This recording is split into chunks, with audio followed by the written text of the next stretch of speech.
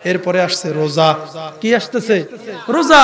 শাবানের চাঁদ চলতেছে, এই তো শবে বরাত আগামী পরশুদিন, তারপরে মাহে রমজান চলে আসতেছে, ঠিক কিনা পড়ে? আল্লাহর হাবিব সাল্লাল্লাহু আলাইহি ওয়াসাল্লাম রজব মাস পড়লে তিনি দোয়া করতেন, আল্লাহুম্মা বারিক লানা ফি রজব ওয়া শাবান ওয়া বাল্লিগনা রমাদান।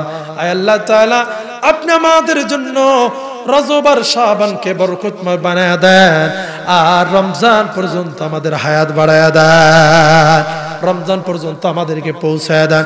কারণ কি বাবাজি আমার, মুহাদ্দিসিনে কেরাম নবীজির হাদিস শরীফ থেকে এই দোয়ার ব্যাখ্যা করতে গিয়ে বলেছেন, একটা রমজান সৌভাগ্য লাভ করা আর এই দুনিয়ায় অন্য 1000 বছর বেঁচে থাকার চাইতে দামি।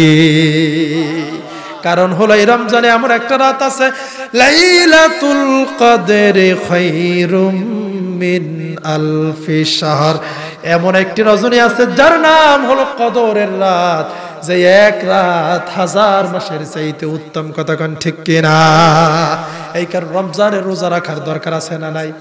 ওরে সুবহানাল্লাহ, বাকি 11 মাস আর গায়ের জোরে টেকা যায় না, আর রোজা আসলে রোজা রাখে না।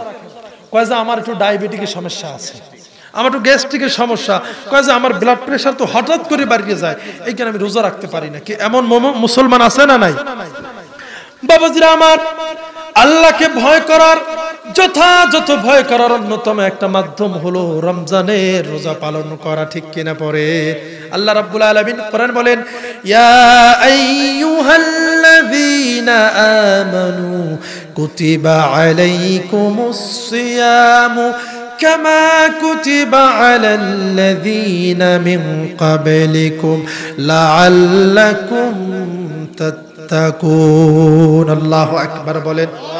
আল্লাহ রাব্বুল আলামিন বলেন, হে ইমানদারেরা, তোমাদের উপরে রমজানের রোজা ফরজ করা হয়েছে, যেইভাবে রোজা ফরজ করা হয়েছিল তোমাদের পূর্ববর্তীদের উপর। আল্লাহ, আপনি রোজাকে কেন আমাদের উপর ফরজ করলেন?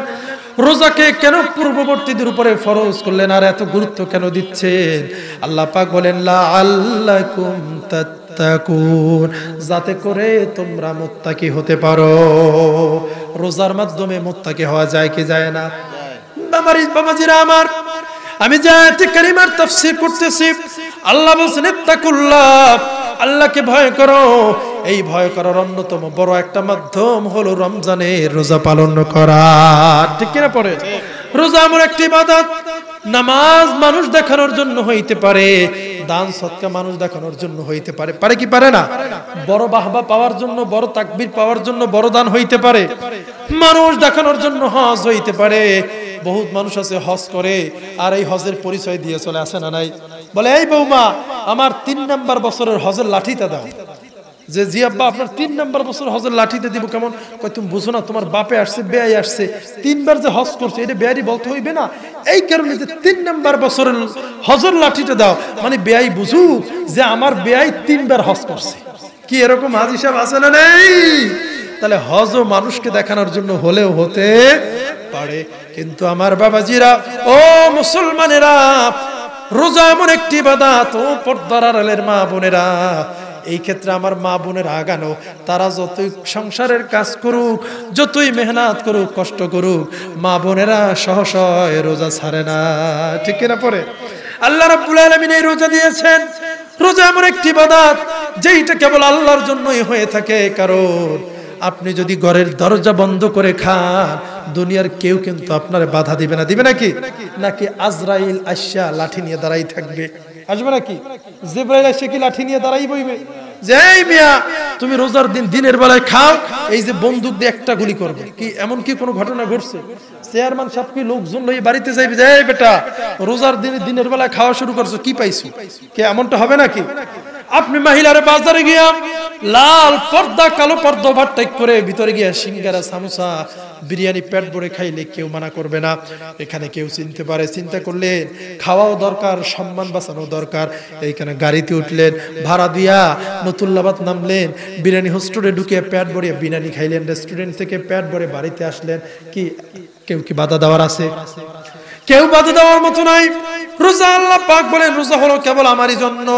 হাদিসে কুদসির মধ্যে এসেছে আল্লাহ রাব্বুল আলামিন বলেন আস-সাওমু লি ওয়া আনা আজজি বি, রোজা হলো আমার জন্য আর এই রোজার পুরস্কার, রোজার প্রতিদান আমি আল্লাহ রাব্বুল আলামিন আমার নিজ হাতে দিব। পড়েন সুবহানাল্লাহ।